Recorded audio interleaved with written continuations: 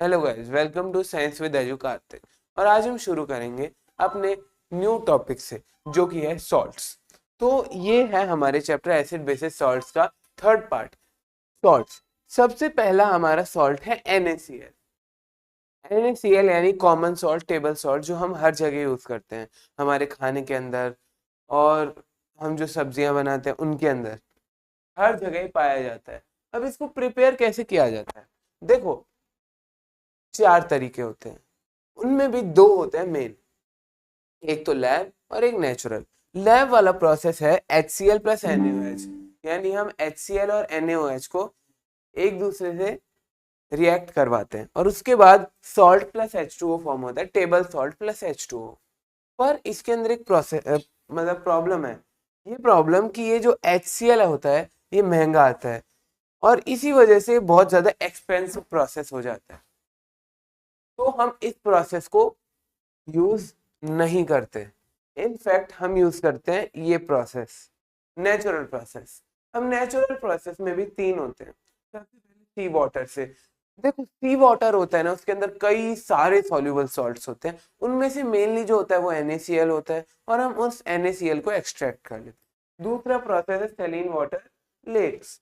अब ये salient water lakes जैसे कि सांबर लेक, लूनी लेक और एक और भी है डीडवाना लेक, इन सब के अंदर से बहुत ज्यादा सॉल्ट पाया जाता है, तो हम उस सॉल्ट को एक्सट्रैक्ट करते हैं। और तीसरा है salt is extracted from underground deposits. अब देखो, मान लो कि मैंने कहीं पे से ट्यूबवेल खुलवाया, अब उसके अंदर जो पानी आ रहा है वो बहुत ज्यादा कड़वा आ रहा है। तो फिर हमें समझ जाना चाहिए कि उसके अंदर बहुत ज्यादा सॉल्ट प्रेजेंट है और सॉल्ट प्रेजेंट होने की वजह से उधर से हम सॉल्ट एक्सट्रैक्ट कर सकते हैं। आइए अब इसकी यूजेज देखते हैं।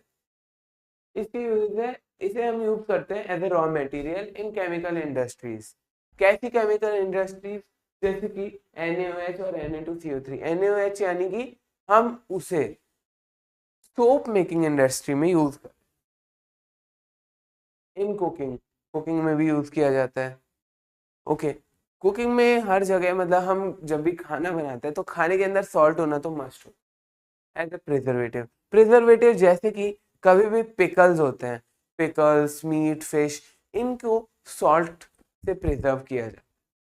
अब in decreasing melting rate of ice. अब देखो, जो आइस होती है, कभी भी आप ये जो कुल्फी वाले आते हैं, इनकी कोई भी आइसक्रीम खाओगे तो इसकी जो टॉप वाला पार्ट होता है वो थोड़ा नमकीन लगता है। नमकीन क्योंकि वो जो पानी, जिस पानी से उसे, मतलब ऊपर की जो मेटल कैप है उसे वॉश करते हैं, उस पानी की, उस आइस जिसमें वो स्टोर रहते हैं, वो होती है नमकीन, क्योंकि उसके अंदर नमक होता है। अब ये जो नमक होता है ना, ये आइस की मेल्टिंग रेट को कम कर देता है, यानी जो आइस पहले तुरंत पिघल रही थी अब वो धीरे धीरे पिघलती है। अब देखो, NaOH की मैन्युफैक्चर करने के लिए हम यूज करते हैं। अब इस प्रोसेस को बोलते हैं क्लोर एल्कलाई प्रोसेस। यहाँ पे हम ब्राइन सॉल्यूशन एक कंटेनर में पास करते हैं। अब ब्राइन क्या होता है? Brine is basically aqueous NaCl, यानी एक्वियस NaCl का मतलब है NaCl का वाटर सॉल्यूशन। इसको हम ब्राइन बोलते हैं। अब इसको हम भेजेंगे एक कंटेनर के अंदर। इस कंटेनर के अंदर क्या प्रेजेंट है? H2O।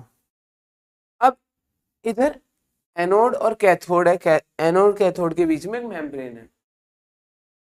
अब यहाँ पे क्या होगा? HCl और NaCl, मतलब NaCl और H2O का रिएक्शन होगा। अब NaCl और H2O का रिएक्शन होता है जब, क्योंकि इधर से इलेक्ट्रिसिटी पास हो रही है, तो Cl2 गैस है वो रिलीज हो जाएगी। अब इसके तीन फायदे हो रहे हैं, एक तो हमें Cl2 मिल रही है, एक हमें H2 मिल रही है और यहाँ पे हमें NaOH मिल रहा है। अब देखो, Cl2 के क्या काम होते हैं? कभी भी पूल्स होते हैं, जो पब्लिक प्लेसेस में पूल्स, उनके अंदर Cl2 डाली जाती है जिससे वाटर का ट्रीटमेंट होता है स्विमिंग पूल्स के लिए अंदर। और PVC के अंदर डिसइंफेक्टेंट्स, CFC, पेस्टिसाइड, इन सब में Cl2 का बहुत ज्यादा यूज है। अब H2 गैस है, इसे हम फ्यूल की तरह यूज करते हैं।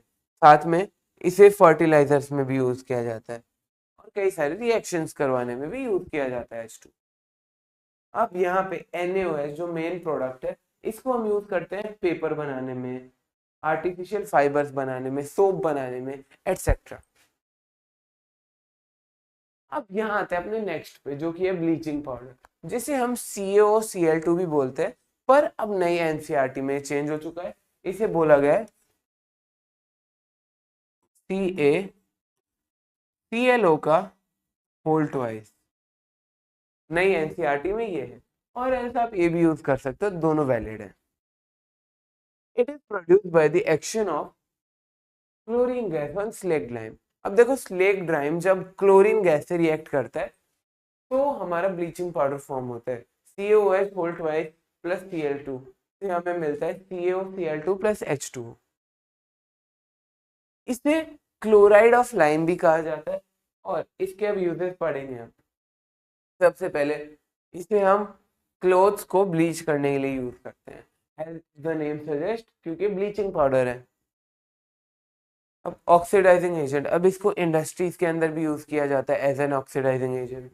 यहाँ पे हम इसे ड्रिंकिंग वाटर को डिसइंफेक्ट करने के लिए भी यूज करते हैं, और साथ में क्लोरोफॉर्म CHCl3 को मैन्युफैक्चर करने के लिए भी इसका यूज होता है। अब है बेकिंग सोडा। अब बेकिंग सोडा NaHCO3 को प्रिपेयर कैसे किया जाता है? जब हम Na2CO3 को CO2 और H2O के साथ रिएक्ट करवाते हैं तो हमें मिलता है NaHCO3। ये पार्शियली सॉल्युबल है वाटर के अंदर, तो ये प्रेसिपिटेट हो जाता है, नीचे सेटल डाउन हो जाता है। अब देखो इसके यूजेस भी है बेकिंग पाउडर बनाने के लिए। अब देखो जब आप baking soda plus mild acid, अब इसमें माइल्ड एसिड में कौन सा एसिड यूज कर सकते हैं? हम टार्टरिक एसिड भी यूज कर सकते हैं, सिट्रिक एसिड। जब हम baking soda plus mild acid करते हैं तो हमें मिलता है बेकिंग पाउडर। बेकिंग पाउडर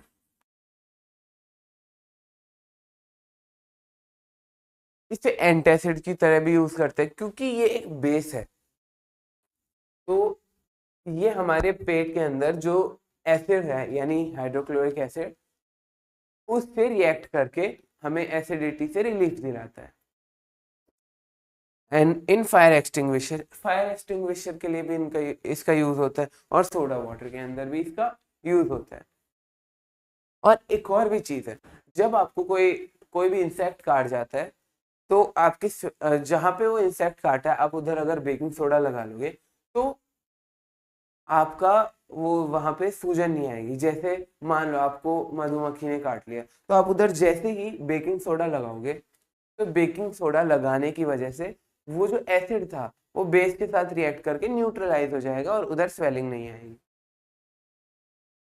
अब वॉशिंग सोडा को हम बोलते हैं Na2CO3.10H2। अब NaHCO3 को हीट अप करते हैं तो Na2CO3 plus CO2 plus H2O मिलता है। अब देखो इनको रिएक्ट करवा के हमने ये बनाया था, और हम इसे हीट अप कर देंगे तो हमें ये प्रोडक्ट्स मिल जाते हैं।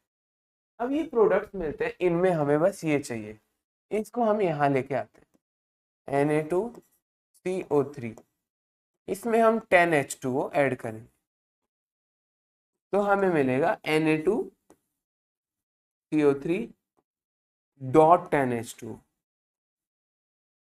अब यहाँ पे डॉट का क्या मतलब है?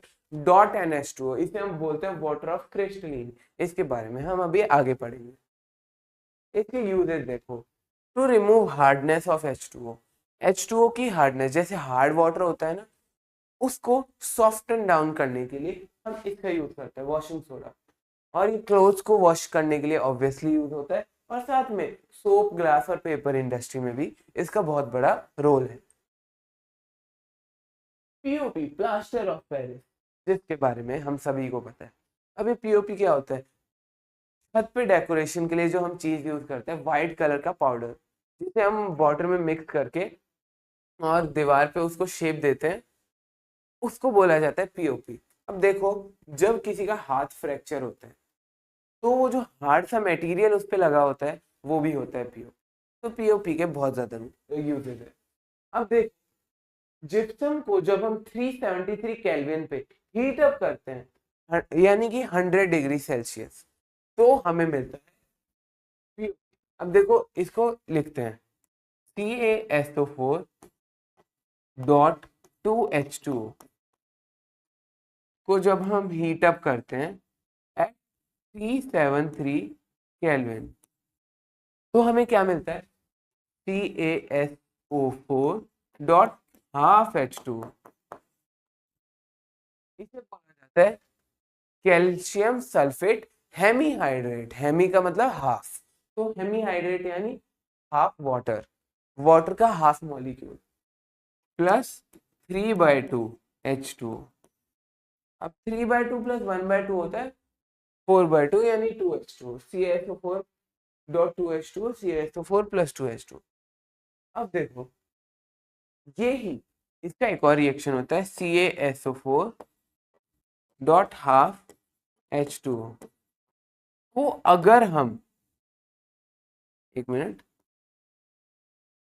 373 केल्विन से ज्यादा टेम्परेचर पे हीट अप करते हैं, तो हमें मिलता है CaSO4 प्लस 2H2O। इसे बोला जाता है dead comma burnt plaster. Dead burnt plaster यानी ये खराब हो चुका है प्लास्टर, अब इसको सीधा फेंक दो, इसको हम फिर से रिएक्ट नहीं करवा सकते और इसका और कोई यूज भी नहीं होता। तो बेसिकली ये वेस्ट है एक टाइप से। अब इसके यूजेस देखो, रूफ डिजाइनिंग सबसे मेन, सबसे कॉमन, जिसका एग्जांपल मैंने आपको दिया।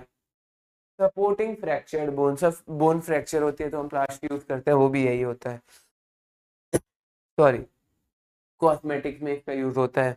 इसका यूज डेकोरेटिव बनाने के लिए होता है और साथ में चौक को बनाने के लिए भी इसका यूज होता है। अब यहाँ देखो, वाटर ऑफ क्रिस्टलाइजेशन क्या होता है? वाटर ऑफ क्रिस्टलाइजेशन वो वाटर होता है जो एसोसिएटेड होता है किसी भी क्रिस्टल से।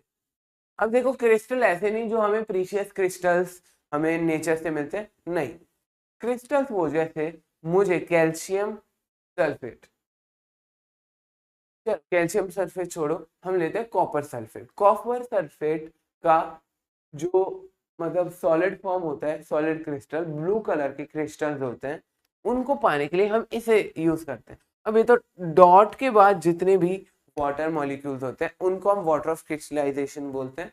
अभी वाटर ऑफ क्रिस्टलाइजेशन कोई भी कंपाउंड को क्रिस्टल्स में कन्वर्ट करने के लिए यूज होता है। अब जैसे यहाँ देखो, ब्लू विट्रॉल यानी कॉपर सल्फेट डॉट 5H2O। अब इस डॉट 5H2O का सिर्फ एक यूज है, इसको अपनी क्रिस्टल फॉर्म में कन्वर्ट करे रखना, और जैसे ये डॉट 5H2O हटेगा वैसे ये लिक्विड फॉर्म में आ जाए। Same with green vitriol. Green vitriol का मतलब होता है FeSO4। हमने रिएक्शन भी पढ़ी है पिछले चैप्टर में, बहुत कॉमन। FeSO4 dot 7H2O। अभी जैसे डॉट 7H2O हटेगा हीटअप होने के बाद, तो यहाँ पे वाटर आ जाएगा और ये लिक्विड फॉर्म। व्हाइट विट्रॉल यानी ZnSO4 डॉट 7H2O। और हाँ, इसकी एक खास बात है, जैसे ही 7H2O हटता है ना, वैसे ये ट्रांसपेरेंट यानी कि कलरलेस हो जाता है, क्योंकि ये ZnSO4 प्लस 7H2O बनता है और हमें पता है ZnSO4 एक कलरलेस कंपाउंड है। एप्सम सॉल्ट, एप्सम सॉल्ट का फॉर्मूला होता है MgSO4 dot 7H2। I hope ये क्लियर है, और यहाँ पे सॉल्ट वाला टॉपिक खत्म होता है। नेक्स्ट वीडियो में हम इंडिकेटर्स के बारे में समझेंगे। Till then, bye bye.